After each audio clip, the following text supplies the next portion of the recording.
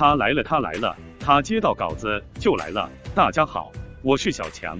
1月11日，讯 CBA 常规赛第28轮，深圳95比92战胜北京。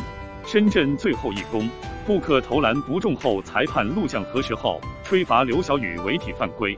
随后布克3罚全中，深圳3分险胜北京。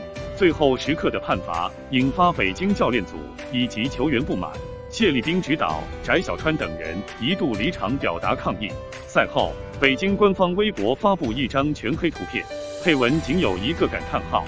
辽宁后卫赵继伟也在该微博下评论：“什么玩意全黑。”随后赵继伟删除了该条评论，并新增了一条评论：“睡觉睡觉 ，and 他走了他走了。”右下角点个赞，再走啊老板。